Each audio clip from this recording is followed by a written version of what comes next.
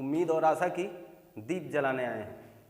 और इन्हीं उम्मीदों से, इन्हीं आशाओं से जो हमारे पीछे जुड़े हुए हैं, उन अभिलाषाओं से जो हमसे जुड़कर तमाम प्रकार के ख्वाब सजाए हुए हैं, उन ख्वाबों से, आपके एहसासों से, आपकी उम्मीदों से जोड़ रहा हूं मैं नया एक पहलू आपके स्क्रीन पर। सौरमंडल पार्ट 4 ग्रहों की जानकारी लेकर हाजिर हूं। मुखातिब हूं आप पूरे मनोवेग से जुड़ने का प्रयास करें। आगामी 30 से 40 मिनट जो भी इस कक्ष का यानी इस कक्षा का जो भी टाइम होगा, टाइम पीरियड होगा, आप पूरी मनोचेतना से इतना समय दीजिए। ऐसा कर लेने से आपकी जानकारी सुदृढ़ होगी, क्योंकि मैं ऐसे कंटेंट के साथ मुखातिब होता हूं और मैं बार बार आपसे ये कहता भी रहता हूं कि आपके लिए बहुत ही लाभकारी साबित होगा। और लाभकारी तब जब आप लाभ लेना चाहेंगे, लाभकारी तब जब आप अपनी उम्मीदों को पूरा करना चाहेंगे, लाभकारी तब जब आप अपनी आशाओं के दीप को जलाए रखेंगे, लाभकारी तब जो आपसे जुड़े अभिलाषाएं हैं उनको भी पूरा करना है आपको। तो आइए जोड़ लेता हूं मैं आपको सौरमंडल पार्ट 4 की ग्रहों की जानकारी में। यहाँ आपका स्वागत है इस महत्वपूर्ण कक्षा में। जी हाँ, जैसा कि पिछले एपिसोड में हमने देखा, यानी सौरमंडल पार्ट 3 की सीरीज में हमने देखा कि ग्रह 8 हैं, पहले 9 थे। एस्ट्रोनॉमिकल यूनियन संघ एक कमेटी जो कि 2006 में बैठती है, उस संगठन ने प्लूटो को अलग कर दिया ग्रह की कैटेगरी से, यानी उसको हटा दिया गया, उसका वो पद छीन लिया गया। आगे हमने देखा कि हमारा जहां सूर्य है, उस सूर्य से लगातार दूरी के आधार पर ग्रहों को सेट किया गया, और जिसमें हमारी पृथ्वी तीसरे स्थान पर रही। हमने पिछले एपिसोड में देखा कि ग्रहों के आकार के मामले में सबसे बड़ा ग्रह कौन सा है। जहां हमने आकार के मामले में ये देखा और चेक किया तो हमें पता चला कि बृहस्पति ग्रह आकार में सबसे बड़ा था और हमारी पृथ्वी 5वें स्थान पर थी। तो जी हाँ, ठीक ठाक जहां हमारा एपिसोड समाप्त हुआ है वहीं से मैं आपको इस नए एपिसोड में जोड़ने का प्रयास करता हूं और जोड़ भी रहा हूं। पुनः हमें आपके उन्हीं ग्रहों का जो फिगर आपके सामने बना हुआ था उनको पुनः आपके सामने लाना पड़ेगा, क्योंकि अभी बहुत सी जानकारी ऐसी है जिसे हम लोगों को लेना है। ये आपका सूर्य है, ये आपका सूर्य है, और सूर्य से सबसे समीप हम लोगों ने एक ग्रह बना लिया था बुध, और इसके ठीक बाद हमने एक ग्रह बनाया था शुक्र। इसके बाद हमने ग्रह बनाया अपनी पृथ्वी को। इसके बाद यहाँ बना दिया था एक ग्रह मंगल। इसके बाद बना हुआ था, आपने देखा था, बृहस्पति। इसके बाद शनि, अरुण, और एक था आपका वरुण। ये कुल मिला जुला करके 8 ग्रह हो गए, जिन्हें परंपरागत ग्रह कहा जाता है। बहुत ही अच्छे ढंग से सुनने का प्रयास करें, क्योंकि जरूरी के बहुत ही जरूरी प्रश्न आपके सामने अब जाने वाले हैं। यहाँ ध्यान देना, ये मैंने दूरी के आधार पर बना दिया, और अगर आप चाहें इस फिगर को तो बहुत ही बेहतर कर पाएंगे, क्योंकि मैं पुनः इस चीज़ को लिख दे रहा हूँ। मरकरी, वीनस, अर्थ, और ये हो गया आपका मार्स। ये है आपका जुपिटर, और ये है सैटर्न, और ये है आपका यूरेनस। ये वाला ग्रह है नेपच्यून। तो पुनः इस बात को लिखने का सीधा मकसद ये है हमारा कि आप अपनी तैयारी का रिकैप भी करें, रिवीजन भी करें, बेहतर ढंग से अपने आप को तैयार कर पाएं। इसलिए पुनः इस फिगर को आपके सामने मैंने लाने का प्रयास कर लिया है और कर भी दिया है। अब जरा ध्यान दें, सूर्य से दूरी के आधार पर अगर आप देख पा रहे हैं तो ये फिगर आपको पूर्णतः स्पष्ट कर रहा होगा कि सूर्य से सर्वाधिक दूरी किस ग्रह की है, तो नेपच्यून यानी वरुण की। नेपच्यून यानी वरुण की आपको हिंदी भी जानना पड़ेगा। वरुण की ये है आपका अरुण, ये है शनि, ये है बृहस्पति, और ये है आपका मंगल, और ये है पृथ्वी यानी जहां हम रहते हैं, ये है शुक्र, और ये है मरकरी यानी बुध। हम कहाँ रहते हैं ग्रहों की जानकारी में एक महत्वपूर्ण पहलू आपके साथ जुड़ गया है। हम यहाँ रहते हैं और कुछ इस तरीके से ग्रहों का संयोजन है और ये ग्रह इसी सूर्य की परिक्रमा कर रहे हैं, इसीलिए तो इन्हें ग्रह कहा जा रहा है। क्लियर है यहाँ तक बात? ये सारी बातें हो चुकी हैं। अभी मैं इनकी दूरी का अगर पुनः इनकी दूरी को इंगित करना चाहूँ तो कर सकते हैं आप 58 एम के, 108 एम के, 150 एम के और 228 एम के। यहाँ हो जाएगा 778 एम के, यहाँ इतना एम के हो जाएगा यानी 1427। यहाँ दिखेगा 2869 एम के और यहाँ हो जाएगा 4496 एम के। एम के का मतलब मिलियन किलोमीटर। सूर्य से वरुण ग्रह की दूरी कितनी है? 4496 मिलियन किलोमीटर, जबकि 1 मिलियन किलोमीटर का मतलब होता है 10 लाख किलोमीटर। ठीक ठाक अंतर देख पाओगे। आपको ये बात पता हो चुकी है कि पृथ्वी से सूर्य की दूरी 15 करोड़ किलोमीटर है और हमने यहाँ लिखा है 150 मिलियन। इसका मतलब है 150 मिलियन का तात्पर्य है कि 15 करोड़ किलोमीटर।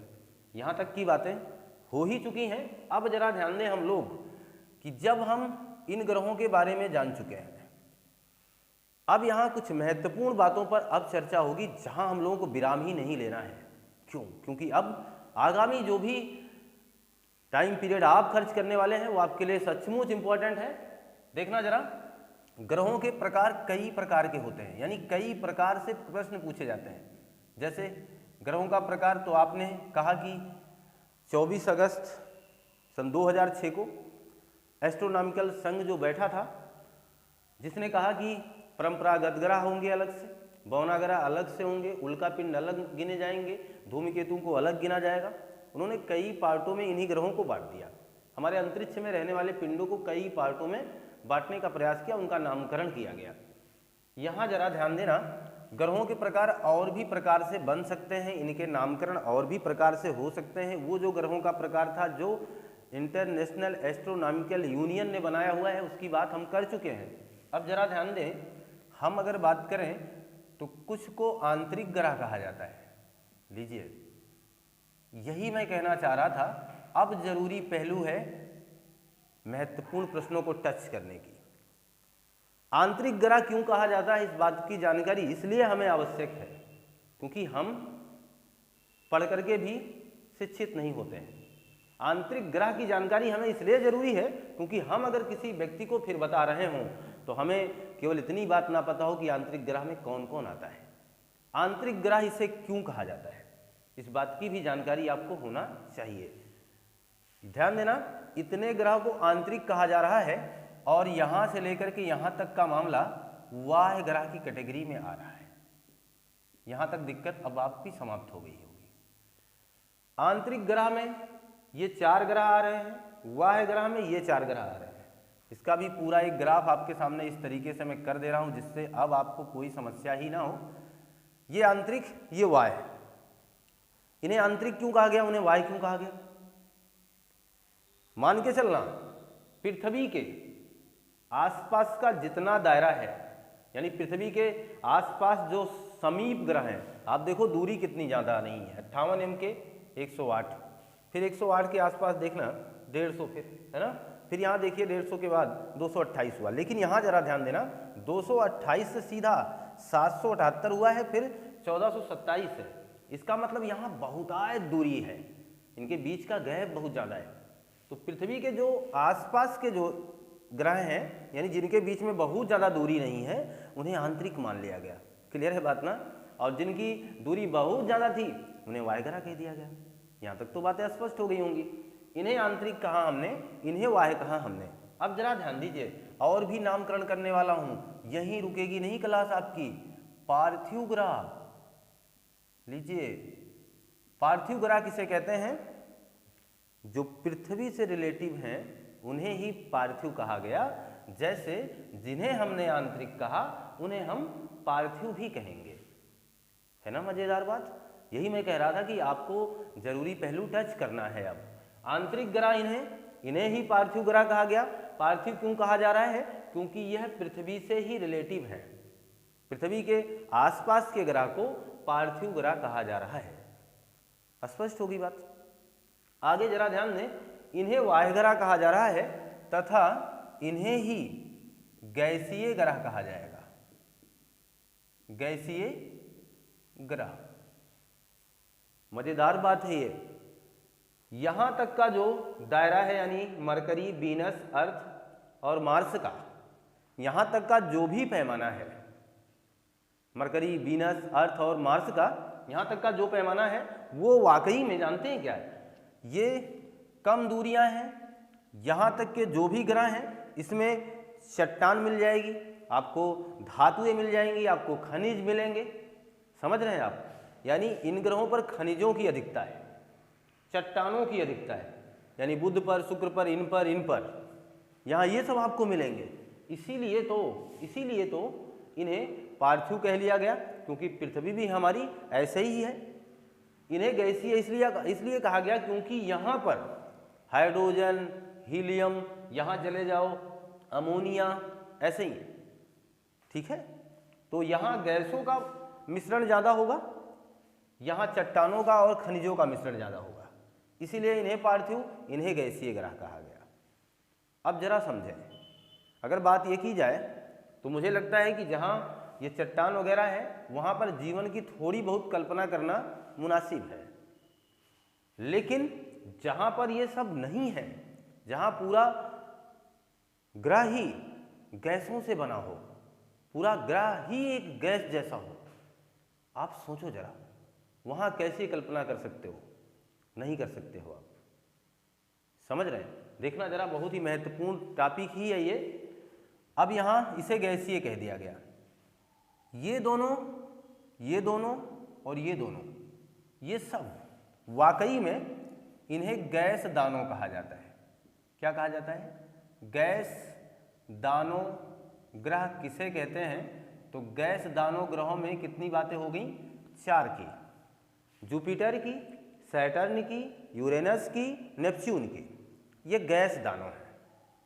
ठीक, आगे देखिएगा, इसी गैस दानों से 2 हिस्सा मैं और बना रहा हूं।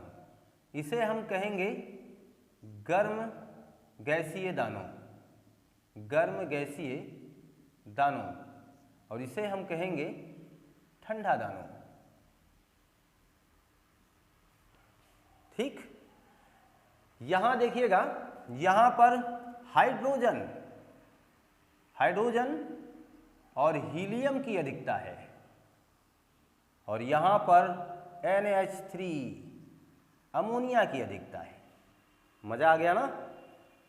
इसलिए ये ठंडा है।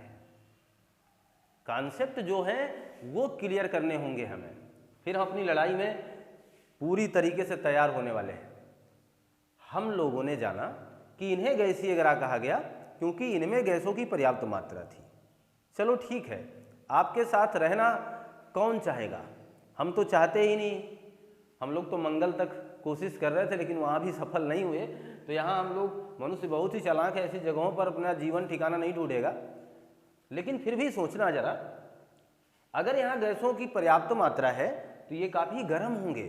गर्म का मतलब ये रात में अचानक ठंडे हो जाते होंगे, दिन में बहुत ज़्यादा गर्मी होती होगी, और ये एक प्रकार की ज्वलनशील गैसें यहाँ हैं। हाइड्रोजन, हीलियम है, तो इसीलिए मैंने इसे गर्म गैसीय दानों कहा, क्योंकि गर्माहट यहाँ होगी। यहाँ अमोनिया की अधिकता है, यहाँ भी गैस ही है, लेकिन ये ठंडा है तो सब दानों, लेकिन दानों का मतलब राक्षस है, तो सब दानों यानी राक्षस, लेकिन ये ठंडा वाला राक्षस है, ये गर्म वाला राक्षस है। क्लियर होगी बात ना? और क्यों है इसका भी उदाहरण आपके सामने मैंने रख दिया है। तो हम लोगों ने ये गैस दानों और ठंडा दानों की बात कर ली है, महत्वपूर्ण बातों को जाना है हम लोगों ने। क्लियर है बात? अब देखना जरा, तो जहाँ हम अभी परिचय बना रहे हैं, अपने इस बड़े माहौल को सजा रहे हैं, जहाँ हम बहुत ही अच्छी जानकारियों को अब सहेजना शुरू किए हैं, जहाँ हम अपने ज्ञान को बढ़ाने का लगातार प्रयास कर रहे हैं, इसी प्रयास में, इसी कड़ी में अग्रिम बिंदु को और भी ध्यान से देखने का प्रयास करें। जैसे मेरे कहने का तात्पर्य यह है कि अगर हम आपसे बात करें कि प्रत्येक ग्रह क्योंकि ये मैंने पहले ही पार्ट, इसके ठीक पहले पार्ट में मैंने बता दिया है। ग्रह वही होता है जो सूर्य की परिक्रमा करेगा। ग्रह जितने भी हैं, जितनी भी गोल आकृतियां हैं, उन्हें अगर आप कहीं भी फेंकोगे अंतरिक्ष की तरफ तो उनमें दो प्रकार की गतियां होंगी। एक तो वो परिक्रमा करने लगेगा, दूसरी तो वो गोल होने के कारण अपने अक्ष पर भी घूमने का प्रयास करेगा। दो बातें समझ जाइए आप। जो पहली बार ऐसी महत्वपूर्ण टॉपिकों का अध्ययन कर रहे हैं, जो अभी हाल फिलहाल अपने आप को कंपटीशन की तैयारी के लिए समर्पित कर रहे हैं, ऐसे स्टूडेंट्स जो अपनी तैयारी को अब आयाम देना चाहते हैं, ऐसे स्टूडेंट्स जिन्होंने अभी हाल में सपना सजाया है और अभी हाल फिलहाल वो मुखातिब हो रहे हैं, और ऐसे स्टूडेंट्स जिन्होंने जियोग्राफी से पहली बार सामना कर रहे हैं, उनके लिए भी ये बहुत ही आसान बात है समझना। केवल इतनी बात समझ लो, एक बॉल तो आपने देखी होगी, आपने क्रिकेट खेलते हुए देखा होगा, आप कभी देख लेना, उस बॉल को फेंकिए जरा, एक तो वो गति करेगा, दूसरी महत्वपूर्ण बात, वो अपने अक्ष पर भी घूमेगा, वो अपने अक्ष पर भी घूमेगा। क्लियर? तो ये तो बात स्पष्ट हो गई कि प्रत्येक ग्रह दो गति करते हैं। एक गति का नाम है परिक्रमण गति, और एक गति का नाम है अक्षीय गति। अक्षीय गति या इसी को कहेंगे परिभ्रमण गति। परिभ्रमण गति क्लियर है ना? जो परिक्रमण गति है वो ज़्यादा समय में होती होगी, क्योंकि आप अपने निजी जिंदगी से सोच लो, किसी धार्मिक स्थल पर आप जाकर के जब परिक्रमा करते हैं उसमें टाइम ज़्यादा लगेगा कि हम अपने स्थान पर रह करके कुछ इस तरीके से घूम जाएं, इसमें ज़्यादा टाइम लगेगा। तो आप जरूर ये मान के चलेंगे किसी भी चीज़ की परिक्रमा करने में हमें ज़्यादा वक्त गुजारना होगा, जबकि अपने अक्ष पर घूमने के लिए हमें उतना समय नहीं गंवाना पड़ेगा। ठीक है, तो मैं दो बातें बता दूं। परिक्रमण गति को दीर्घकालीन गति कहेंगे, क्योंकि इसमें ज़्यादा समय लगेगा, दीर्घकालीन गति इसलिए कहा गया इसे सूक्ष्म गति कह सकते हैं, सूक्ष्म गति या अल्पकालीन गति, क्योंकि इसमें कम समय लगेगा। क्लियर है ना? तो दोनों बातें आपके सामने स्पष्ट हो चुकी हैं। जो परिक्रमण गति है इसी को वार्षिक गति कहते हैं, जो अक्षीय गति है इसी को दैनिक गति कहते हैं।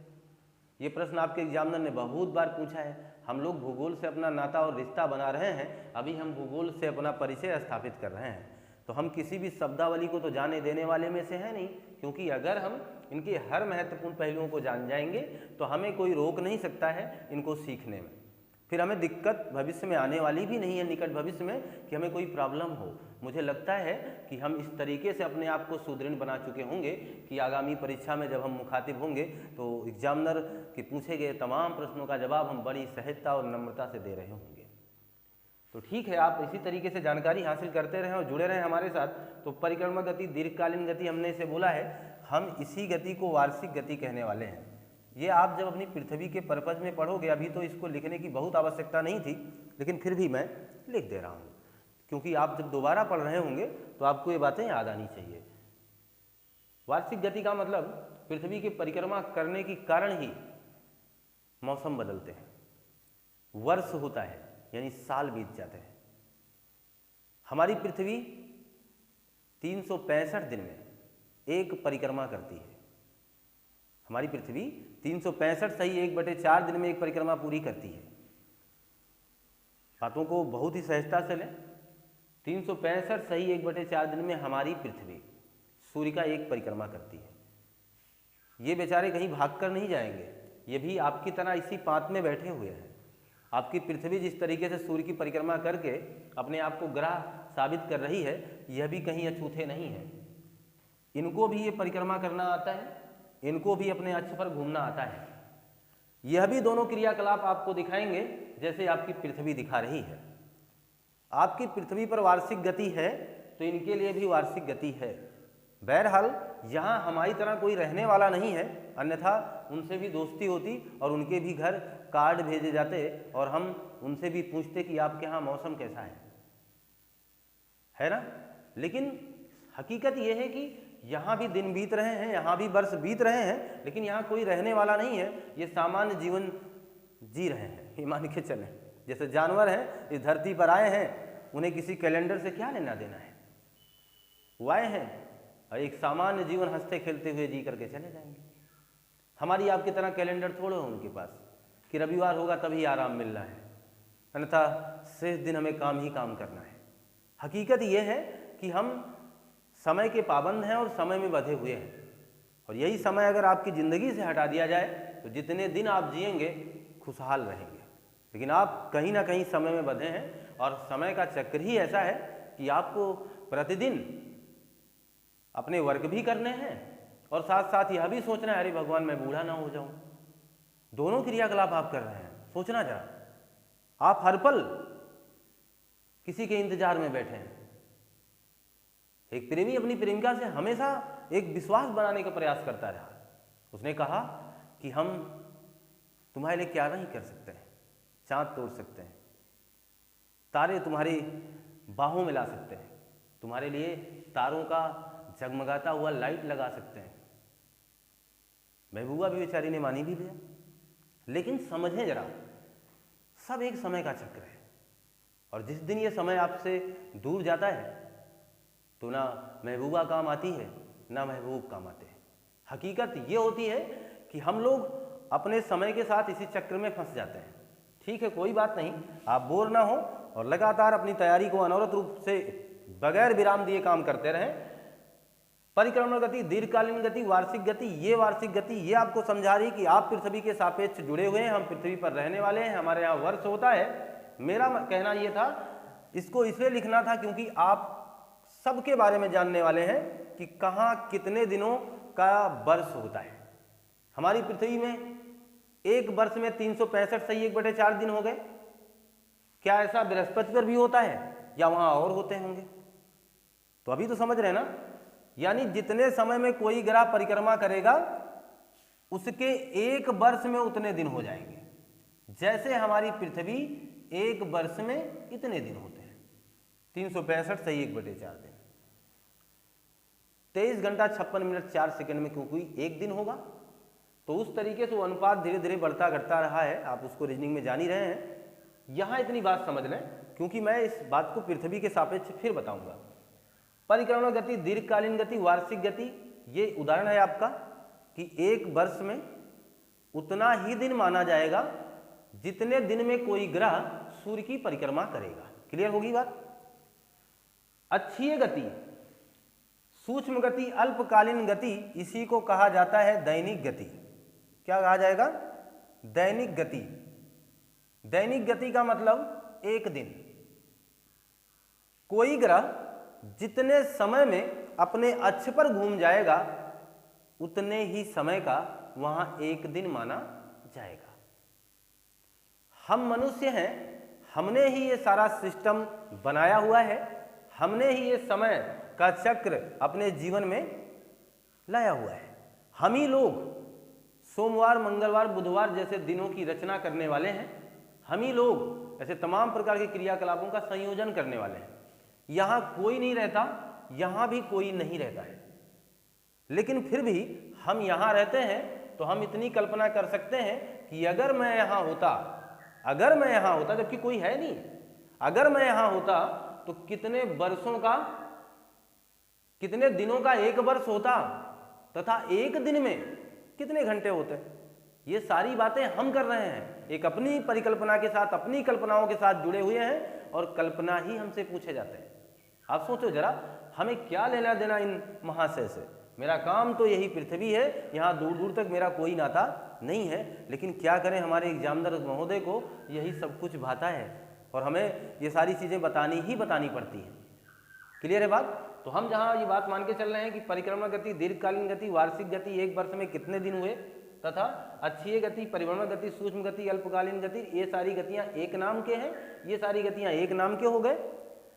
जितने समय में एक ग्रह परिक्रमा करेगा उसका एक वर्ष मानेंगे, जितने समय में कोई ग्रह अपने अक्ष पर घूम जाएगा वो उसका एक दिन माना जाएगा। हम अब आगे जानेंगे कि प्रत्येक ग्रह का कितना वर्ष है और कितना दिन होता है। तो अब देखना जरा कि कौन सा ग्रह कितने समय में परिक्रमा करता है और कौन सा ग्रह कितने समय में परिभ्रमण करता है। क्लियर है? मैं उस बात को भी यहाँ उल्लिखित करना ही अब चाहूँगा, ध्यान दीजिएगा, क्योंकि समय हम बनाए हैं तो अपने हिसाब से ही समय की भी गणना करेंगे। ये सारा मामला दिन के मामले में है। देखिए 88/59, ये आप देख पा रहे होंगे, मैं यहाँ लिख रहा हूँ दिन। जो ऊपर लिखा है यानी जिसे हमने 88 कहा है, 88 दिन ऊपर लिखा है, 59 दिन नीचे लिखा है। जरा सोच के बताना, अभी हमने आपसे क्या कहा, जो ज़्यादा मान होगा वो उसका परिक्रमा वाला होगा और जो कम मान होगा वो उसका परिभ्रमण वाला होगा, है ना। इसका मतलब हुआ बुध पर एक वर्ष में कितने दिन होते हैं? 88 दिन। इसका मतलब बुध सूर्य की परिक्रमा कितने दिनों में कर लेता है? 88 दिन में। और अपने अक्ष पे कितने समय में घूमता है? 59 दिन में। ये अपने अक्ष पर 59 दिनों में एक चक्कर लगाएगा, यानी अपने अक्ष पर इसे घूमने में 59 दिन लगेंगे तथा एक परिक्रमा करने में इसे 88 दिन लगेंगे। डाउट क्लियर होगी बात ना? यहाँ तक स्पष्ट हो गया। आगे देखिएगा, यहाँ 255/243 लिख रहा हूँ दिन। किन्हीं किन्हीं किताबों में उल्लिखित है मामला, इसलिए मैं स्पष्ट भी कर दूं कि कहा जाता है कि कौन सा ग्रह ऐसा है, कौन सा ग्रह ऐसा है जिसका दिन उसके साल से बड़ा होता है, जिसका दिन उसके साल से भी बड़ा होता है, उसके वर्ष से भी बड़ा होता है। जो शुक्र ग्रह है उसका एक वर्ष में वाकई में 255 दिन हो रहे हैं, लेकिन शुक्र ग्रह अपने अक्ष पर घूमने में भी 243 दिन लगा रहा है। इसका मतलब हुआ इसके एक दिन का मान 243 दिन के मान के बराबर है, जबकि परिक्रमा ये तेज कर रहा है।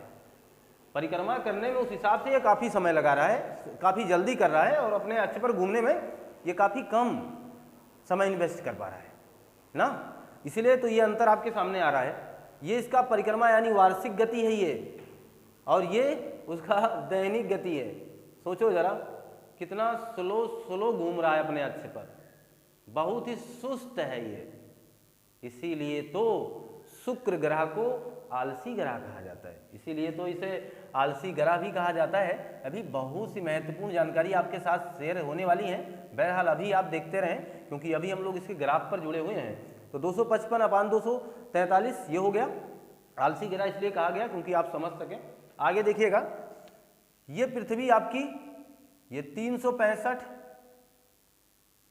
दिन में घूमेगी, परिक्रमा करेगी, और एक दिन में अपने अक्ष पे घूम जाएगी, यानी 23 घंटा 56 मिनट 4 सेकंड। वही वाला मामला कि हकीकत यहाँ क्या है कि हमारा जो ग्रह है, जिसके हम निवासी हैं, जिस पर मानव जीवन है, जिस पर कोई जीवन है, वो वाकई में एक दिन में अपने अक्ष पर घूम जाता है। क्या कर लेता है? एक दिन में अपने अक्ष पर घूम जाता है। ये इसकी अक्षीय गति है, और 365 दिन में ये एक परिक्रमा करता है, 365 दिन में ये सूर्य की परिक्रमा को पूरा करता है। इसीलिए हमारे एक वर्ष में 365 दिन होते हैं। यहाँ तक की बातें क्लियर हो गई। यहाँ देखिएगा, यहाँ है 687 पुनः यहाँ एक। मंगल भी हमारी पृथ्वी की तरह एक ही दिन में अपने अक्ष पर घूमता है। इसीलिए तो कुछ चीज़ें इनसे मिलती जुलती, ऐसा लगता है जैसे यहाँ पर जीवन था पहले कभी, और भविष्य का जीवन खोजा जा रहा है किस ग्रह पर? मंगल। अगर भविष्य का जीवन कहा जाए तो मंगल को ही कहा जाएगा, क्योंकि कोशिश जारी है। कुछ थोड़ी बहुत भी अगर संभावना मिली है वैज्ञानिकों को तो यही मिल पाई है, और किसी भी ग्रह पे ऐसा नहीं है। यहाँ देखिए, ये लंबा समय लेंगे भाई परिक्रमा करने में। जो ग्रह जितना ज़्यादा दूरी पर होगा उसकी परिक्रमण काल उतनी लंबी हो जाएगी। क्यों? क्योंकि सूर्य से दूरी ज़्यादा है, आपको चलना ज़्यादा है, अतः आपका परिक्रमा ज़्यादा समय में होगा। यहाँ देखिएगा, 11 साल यानी 11 वर्ष 11 वर्ष 11 माह 11 दिन का समय लेता है। कौन सा ग्रह? बृहस्पति। यानी लगभग हम लोग इसे 12 वर्ष मान सकते हैं, है ना। इतने समय में यह परिक्रमा करेगा, लेकिन अपने अक्ष पर देखो कितनी तेजी से घूमेगा। 9 घंटा 56 मिनट में घूम जाएगा। सोचो जरा, मजेदार बात है ना। यानी यहाँ का 1 वर्ष, मैं तो कहता हूँ मैं बृहस्पति का निवासी होता और मेरी उम्र केवल 40 वर्ष कर दो, बहुत हो जाएगी, बहुत हो जाएगी। क्यों? क्योंकि 1 वर्ष ही यहाँ का 12 वर्ष के बराबर है, और 40 हो जाओगे तो सोच लो कितना जीने वाले हो आप, है ना। हमारी पृथ्वी का 1 वर्ष, यहाँ का 12 वर्ष, सोचना जरा। यानी यहाँ जो 12 वर्ष है, यानी एक परिक्रमा करेगा तो 12 वर्ष का समय लगेगा आपकी पृथ्वी का। तब तक आपकी पृथ्वी पर 12 वर्ष हो चुके होंगे। यानी आपने जन्म लिया और आप जब तक 12 साल के हो रहे हैं तब तक ये बृहस्पति ग्रह एक ही चक्कर उस सूर्य का लगा पा रहा है, अतः यहाँ पर 1 ही वर्ष हो रहा है। क्लियर है ना बात? लेकिन 9 घंटा 56 मिनट में अपने अक्ष पे घूम जा रहा है, अतः यहाँ पर एक अनुमानित इसे 10 घंटा मान लो तो 5 घंटे का दिन होगा, 5 घंटे की रातें होंगी। यहाँ आप उठे नहीं, वहाँ आपको सोना है, तो कौन सी तैयारी फिर होना है? कोई तैयारी नहीं करनी, यहाँ स्वच्छंद जीवन जीने चले जाते आप। 5 घंटे का दिन है और 5 घंटे की रातें। क्लियर है ना बात? इसलिए मैंने कहा था अद्भुत जानकारी के साथ जोड़ रहा हूँ अब आपको। आगे ध्यान दीजिएगा, जहाँ हमने 11 साल 11 माह इतने दिनों की बात कर ली है, अब आप ध्यान देना 29 साल 5 माह, 29 वर्ष यानी 5 महीना और 10 घंटा 40 मिनट। क्लियर है बात ना? हम पहुंच चुके हैं शनि के पास। शनि 29 साल 5 महीने में एक परिक्रमा करता है सूर्य का, तथा 10 घंटा 40 मिनट में अपने अक्ष पर घूम जाता है। क्लियर हो गई बात? आगे समझिएगा, यहाँ देखिए और भी वर्ष लगेंगे, 84 साल लग जाएगा इन्हें घूमने में, और लेकिन अपने अक्ष पर तेजी बरतेंगे। ये भी अक्ष पर जो घूमने का फार्मूला वो तेज है। यहाँ अक्ष पर घूमेंगे 16 घंटा 7 मिनट में, और ये देखिए इनका परिक्रमा 164 सालों में होगा, लेकिन अपने अक्ष पे घूमने में इनको भी तेजी ही है, ये बहुत ही जल्दी घूम जाएंगे। यह भी अपने अक्ष पे 16 घंटा 7 मिनट ये हो गया, और ये हो जाएगा लगभग आपका 17 घंटा का आसपास, ये मान के चलें 17 घंटा 14 मिनट। ये चीज़ वाकई में मैंने एक थोड़ा सा यहाँ मिस किया है, आप उसे सही कर लें। 17 घंटा 14 मिनट में इसका होगा और 16 घंटा 7 मिनट में इसका होगा। बस इतनी जानकारी आपको रखनी है कि जो हमारा वरुण ग्रह है वो 164 साल में परिक्रमा करेगा तथा 16 घंटा 7 मिनट में अपने अक्ष पर घूम जाएगा। महत्वपूर्ण कहानी बयां कर रहे हैं ये लोग जो आपके सामने जोड़ करके आ गए हैं। मुझे लगता है कि आप कितने समझदार हैं और कितने समझदारी से सोच रहे होंगे कि अगर हम वरुण ग्रह पे होते तो सच में अगर हम इसे अमूमन 16 घंटा मान के चलें तो 8 घंटे का दिन और 8 घंटे की रातों का सामना होता हमारा। लेकिन हम अपनी पृथ्वी पर हैं तो जहाँ 12 घंटे की रात और 12 घंटे के दिनों का आसपास का सामना हम कर रहे हैं या ऐसा जीवन व्यतीत कर रहे हैं, उस अनुपात से आप तमाम चीज़ों की जानकारी हासिल कर चुके हैं। अब जरा ध्यान दें, मैं इसी पर्याय को थोड़ा सा और आगे बढ़ाना चाहूँगा। इसी ग्राफ में आपको कुछ और महत्वपूर्ण चीज़ों के बारे में जानकारी देना चाहूँगा। जरा ध्यान दें, जहाँ मैंने इन बातों को उल्लिखित कर दिया है पहले भी ग्राफ में पहले भी बता चुका हूँ मैं इन चीज़ों को बहुत ही पहले, यानी इसके ठीक एपिसोड में जो इसके पहले आपने देखा हुआ है, मैंने इनकी दूरी के बारे में पहले ही बात कर ली है। अब मैं चाहूँगा कि इस बात को थोड़ा सा आपके सामने से हटा ही दूँ, कोई बहुत बड़ी बात ये रह नहीं गई क्योंकि इसके बारे में आपको जानकारी हो चुकी है। अब जरा ध्यान दें, क्योंकि हमें जगह बनाना ही बनाना है, थोड़ा सा स्पेस लाने की आवश्यकता थी यहाँ पे। देखिएगा कौन सा ग्रह किस रंग का है, ये क्वेश्चन बड़ा आकर्षक है, ये क्वेश्चन आकर्षक है। देखिएगा स्लेटी भूरा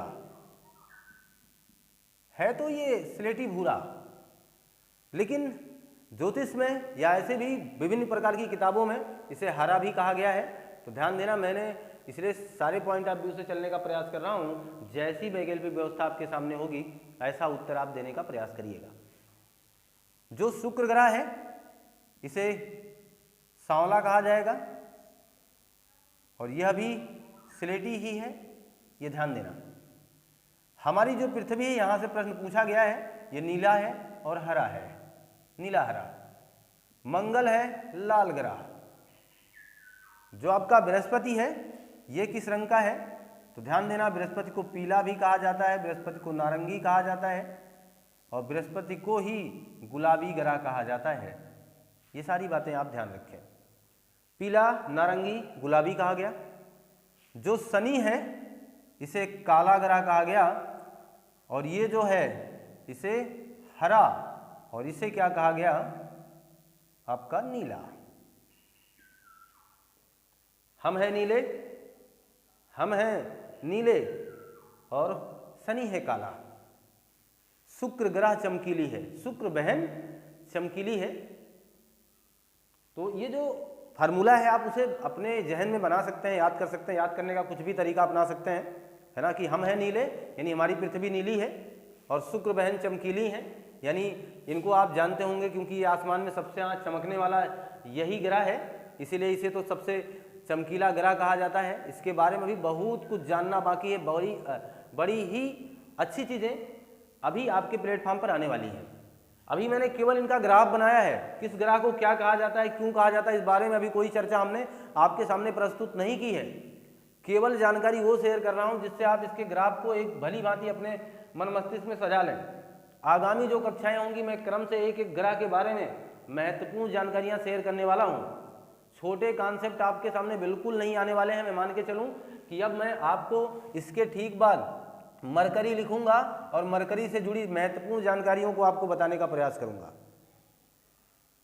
यानी बुध ग्रह की क्या क्या फैसिलिटी हमें याद रखनी है, उन तमाम बातों पर मैं चर्चा करूंगा।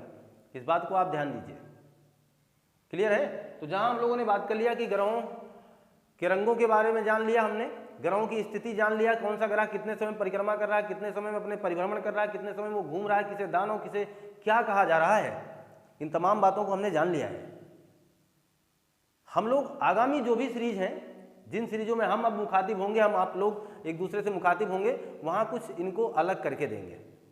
एक महत्वपूर्ण बात और मैं बताता चलूं आपको कि अगर हम लोगों से आकार के आधार पर पूछा जाएगा तो हम जान चुके हैं। अगर हम लोगों से सूर्य से दूरी के आधार पर पूछा जाएगा हम जान चुके हैं। अगर हमें किसी का परिक्रमण या परिभ्रमण काल पूछा जाएगा हम जान चुके हैं। अगर हमें किसी ग्रह का रंग पूछा जाएगा तो हम जान चुके हैं। अगर हमें किसी गैस दानों या ठंडा दानों की बात होगी तो वो भी हम जान चुके हैं। आंतरिक ग्रह और पार्थिव ग्रह को भी हम जान चुके हैं। अब एक महत्वपूर्ण क्वेश्चन और यहां से आपको बता दूं कि वो क्वेश्चन इस तरीके का होगा, एग्जामिनर आपसे कहेगा कि घनत्व के आधार पर ग्रह बताइए, घनत्व के आधार पर ग्रहों का कर्म। अगर ये बात आ जाए तो जवाब कैसे देंगे आप? तो ध्यान देना, मैं बड़ा ही शॉर्टकट फार्मूला लिख रहा हूं। यहां एक छोटा सा ट्रिक आप अपने दिमाग में सजोएं, सय बना मास का, सय बना मांस का। इतनी बातें याद रख लीजिए।